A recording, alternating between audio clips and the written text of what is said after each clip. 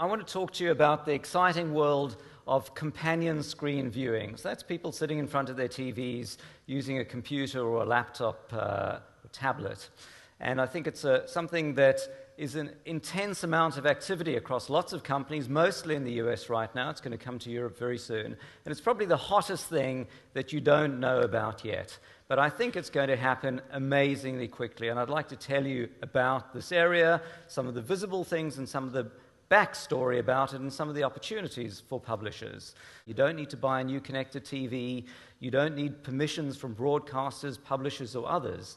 And it's not just us doing this. There are literally dozens, perhaps hundreds of companies making things called second screen viewing or companion apps. And they're basically all made possible by the convergence of two things. Number one, the rise of connected TVs, and number two, the rise of tablet computers. In the past, when you bought a television set, it had a bunch of channel change knobs, and every TV sort of came with every channel. But these days, when you buy a connected TV, some will come with iPlayer and actually not with iTV Player and maybe with 4OD. So things are changing. The device manufacturers see that they are now beginning to own the consumer. They become the gatekeeper and they become the creator and driver of demand. The second one is the arrival of tablets. Now, if you want to do anything on a set-top box or a TV set, it's tremendously slow. There are deals to be done with broadcasters and set-top box manufacturers, and it's going to take years till you buy your next TV and so on. On the other hand, on the second screen, it's new territory. It's a pioneering land, and there are hundreds of companies doing this. So the class of these second screen applications or apps that you can get right now fall into a few classes, and I think it's worth spending a few minutes because it's a very noisy, confusing area. The first class of these apps I call the program discovery apps, and they're there to help you choose something to watch on TV. And perhaps particularly in America where there are lots of cable channels, you have an affinity perhaps with a program brand rather than with a broadcaster, they're perhaps helpful. And so there you find perhaps social ways. My friends like this program, and so I may choose this program.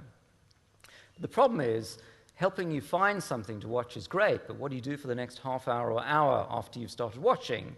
And so some of the US-based companies have stickers and badges, and you check in. I don't get the stuff at all. But it's like you get a sticker, and the more stickers you have, I think it means you're a loser and you're not doing something useful with your time. So the next thing you hear about are the arrival of advertising on the second screen. So when you're watching an ad on television, you can get now a companion ad. And when you advertise on television, there is no analytics, no click-throughs, there's no personalization. Often you'll pay your money up front, and a broadcaster will choose when to run the ad.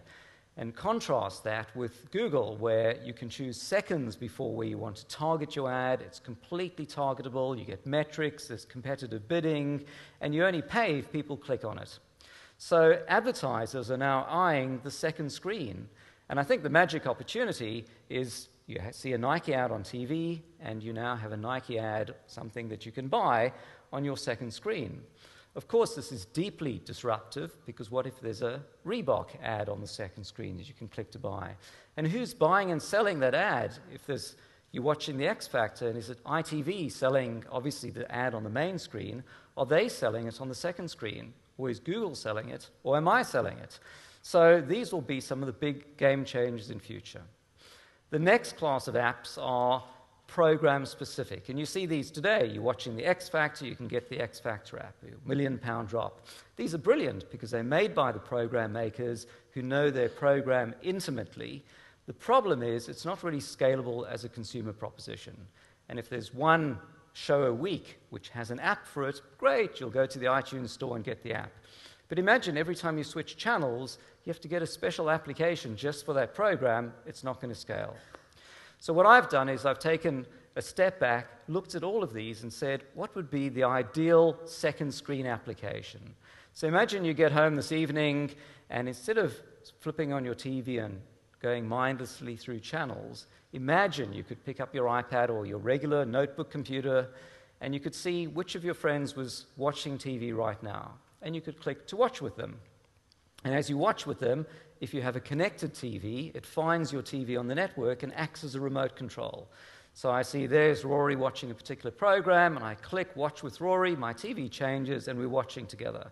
And I start a chat with Rory. Of course, if Rory doesn't want to share with me, that's okay. He can click Don't Share.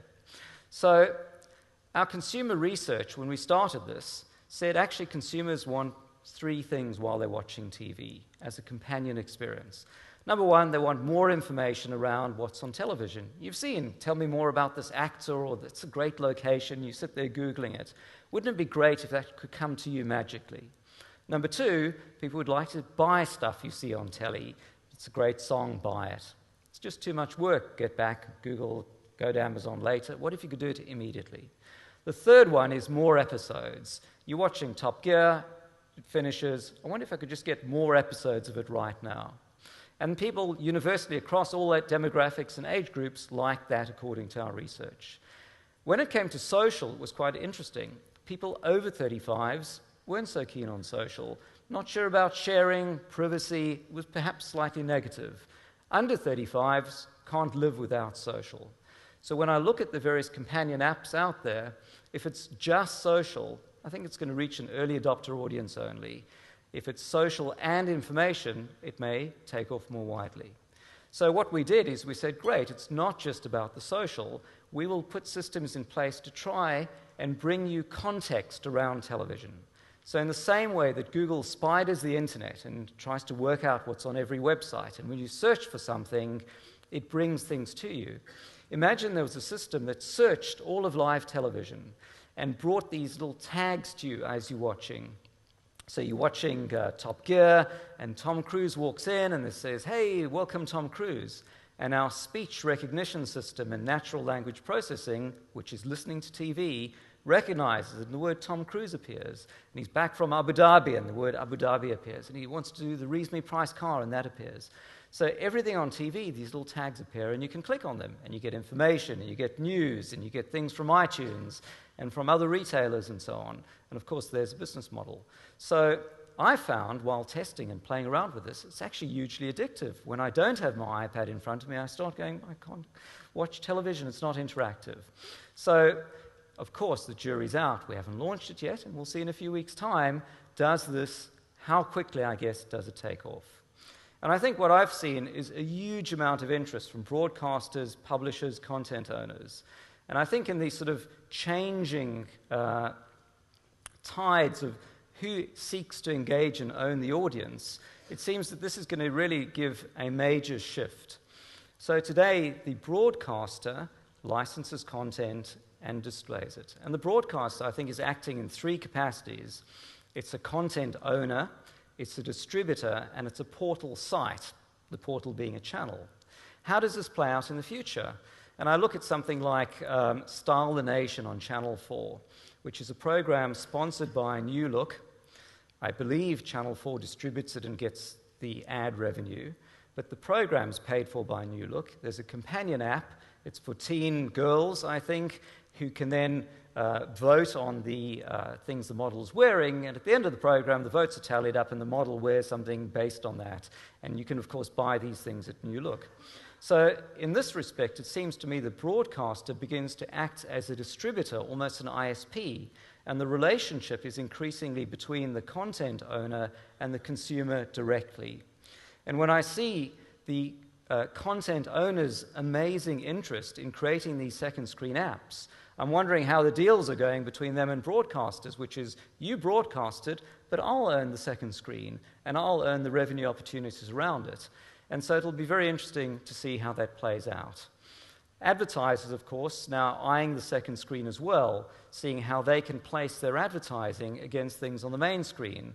And will it play out with a sort of Google advertising-led model with an auction system where anyone can bid against what's on the first screen? So this is the brave new world. We've hired TVC to do our PR and launch PR. They said this Z-Box proposition, it's not just a product launch, it's a whole new brand category, and they've come up with the term of augmentainment. Your TV will be an augmented experience and entertaining as well.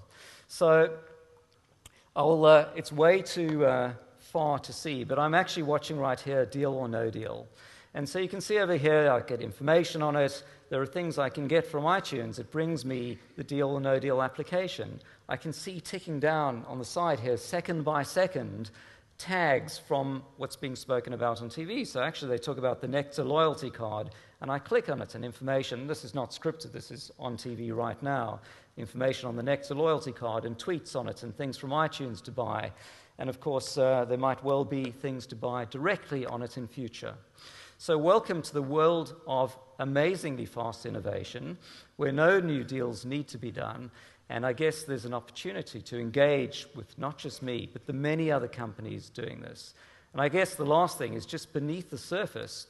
As we've gone to look for the information around what's on television, we see companies springing up using automated content recognition. ACR is a term you'll be hearing potentially a lot of if you're techie, which is where companies put up aerials, ingest live television, and then use things like video fingerprinting to work out when an ad's on TV and sell that ad service in the same way that Google sells an ad service.